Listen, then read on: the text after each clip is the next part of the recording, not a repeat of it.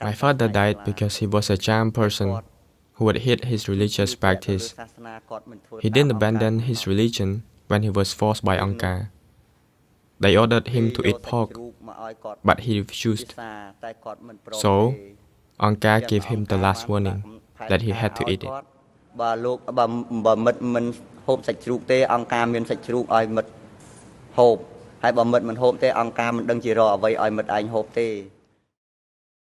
This is a story of Mapo, a Cham man who carries the weight of his dead father, whose fate endured under the regime that labeled the Cham as enemies of the revolution and robbed the nations from Cambodia. This is Krahaam Podcast, a documentary storytelling journey where Cambodian Gen Z return to the Khmer Rouge regime through lived stories, honoring resilience and passing memory forward.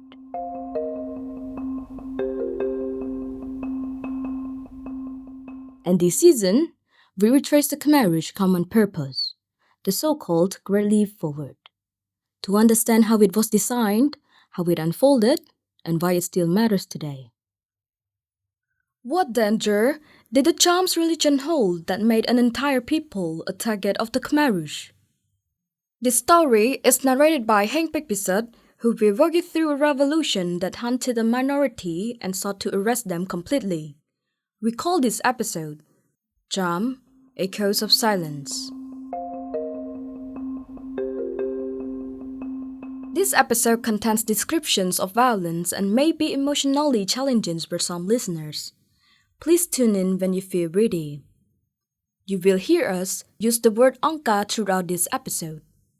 Angka, it means the organization, the Khmer Rouge leadership that controlled everything, decided who lived or died, and demanded total obedience.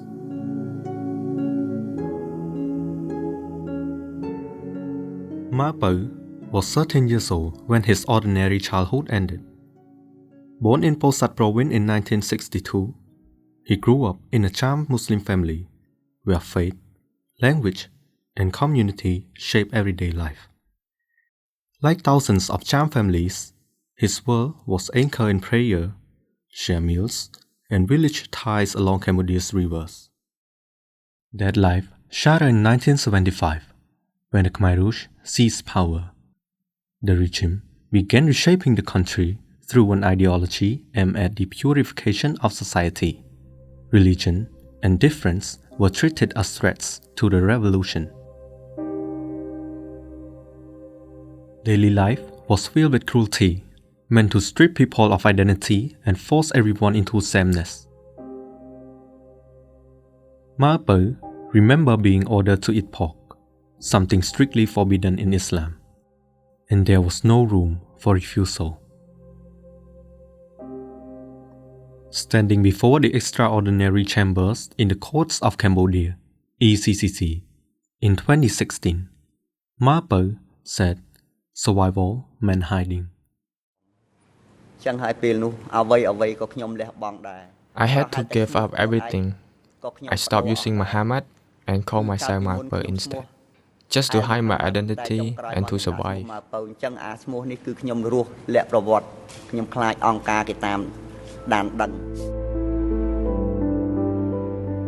Mapo was one among hundreds of thousands of Cham Muslims whose identity became a matter of life and death. Khmer Rouge leaders pursued a national-wide common purpose, and for the Cham, that purpose included the destruction of religion, language, and community life. These actions the court later recognized as part of a genocide against the Cham. Mapo was separated from his parents and sent to labor cooperative in Bakang district in his hometown province. There, he dug canals and built dams under brutal conditions. He was forbidden to practice Islam, speak his language, and forced to abandon the costume that defined who he was. He kept quiet. He followed orders. He worked day and night, growing thinner and weaker with each passing day. But Marpal's father chose a different path. He refused to abandon his faith. That resistance cost him his life. Years later, Marpal appeared before the court as a witness, a Cham survivor carrying the weight of his father's faith. His testimony stands as evidence of genocide that sought to erase an entire people from Cambodia. My father died because he was a Cham person who had hid his religious practice. He didn't abandon his religion when he was forced by Angkar.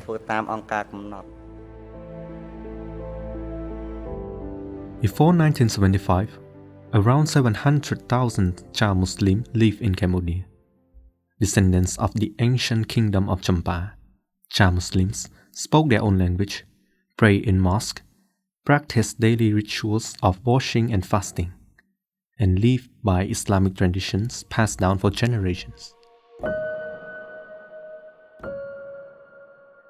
Under the Khmer Rouge, the Cham way of life did not fit the system the regime was trying to build and became a target for destruction.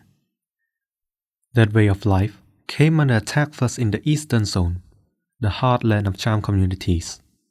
Villages such as Svai Kleng and the river island of Koh Pol in Kampong Cham province, where religious practice remained visible, were placed under intense surveillance. As zone secretary, Saupam controlled Cham communities and ordered local cadres to closely monitor them. Marpal's experience was not unique. Across Cham village, the same pattern repeated. It was no longer isolated cruelty, it was systematic repression. Another survivor, Himman, later testified as a civil party. He recalled how entire villages were made to feel arrested and powerless. The Cham people were seriously mistreated, and I did not understand why they were being mistreated, and that they were accused of being enemy number one. Speaking the Cham language was forbidden, and praying, even in private, was punished. Mosques were placed under surveillance. Religious leaders were threatened and arrested. One Mat was a Cham teenager assigned to a mobile work unit. He described how every sign of Cham life was stripped away. Religious teachers and intellectuals had been arrested and sent to a security center. One must remember what happened to the Islamic Quran, the scar scripture that guides Muslim belief, worship, and daily life. All of holy books of Quran had been collected and burned. Some were used as toilet paper. All of them had been burned. Religious texts of Muslim people had been burned. In September 1975, Angkar issued direct orders to the villagers of Koh Pol. They were told to abandon their religion under 5 conditions, including stop praying, eat forbidden food, abandon religious leaders and traditional gatherings, and submit to forced relocation. But the villagers of Koh Pol refused, just as Marpal's father had. They continued praying. They protected their Qurans. They held onto their traditions. Angkar responded with force and brutal punishment. When villagers defended their faith, leaders were executed and families were expelled, sent to labor camps or relocated to Khmer majority areas. Himman, who witnessed the crackdown in Koh Pol. We were told that we, Cham ethnicity, were required to have our hair cut, not to cover our head with karma and say daily prayer, but to eat pork at that time. Everything in relation to Islamic religion, we were prohibited from practicing the religion. And at the time, we were told that the wheel of history was moving. And if we happened to put our hand in, or to put our leg in to stop the wheel, our limbs would be cut by the speed of the wheel.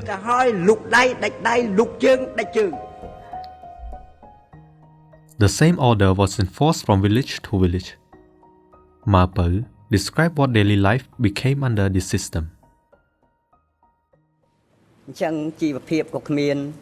There was no proper form of living conditions, no school, no religion. I was by myself without my parents or my family members. I was at the mercy of Angka. I had to work day and night, and I became so skinny and bony because of the lack of food. He also described how Angka used terror as a weapon against anyone who resisted. They killed people in front of us during the meetings to intimidate us. I was only thinking of the day my turn would come.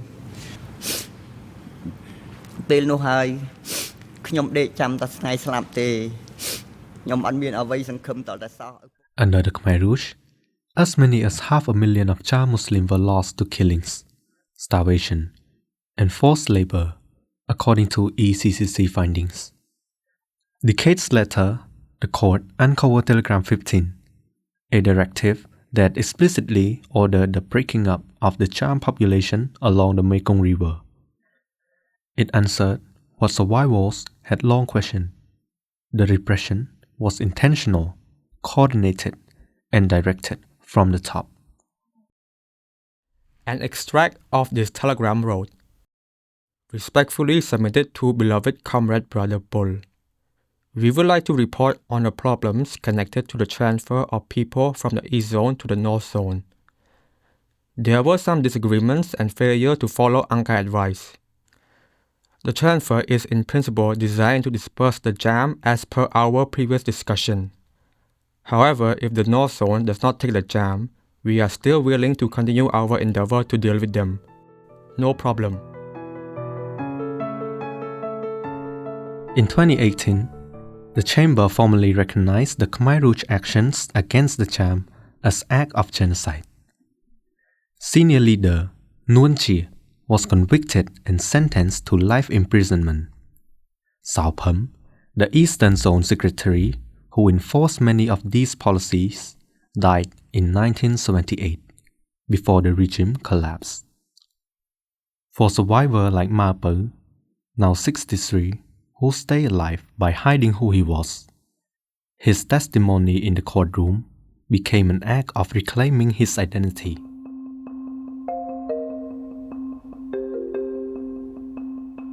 As Gen Z, we did not live through the Khmer Rouge, but we live with its legacy. In the stories that survive, in the silence that remain, and in the history that still shapes our present.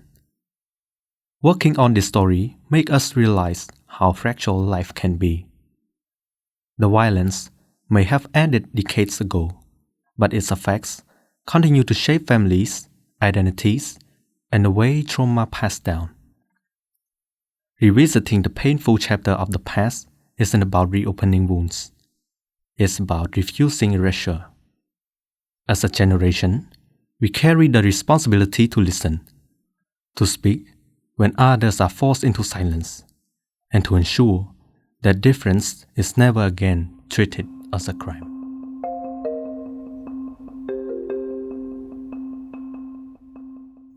We have heard the story of Cham.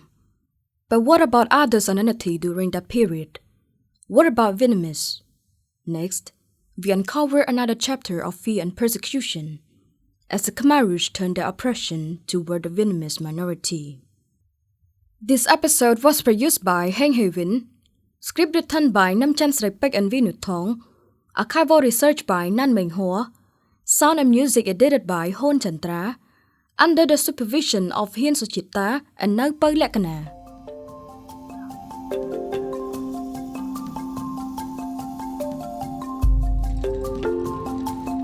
Krahaam Podcast is the product of a final assignment submitted for the broadcast journalism and podcast production at the Department of Media and Communications of the Royal University of Phnom Penh.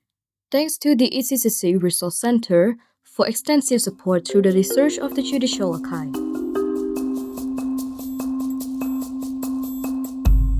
Until next time.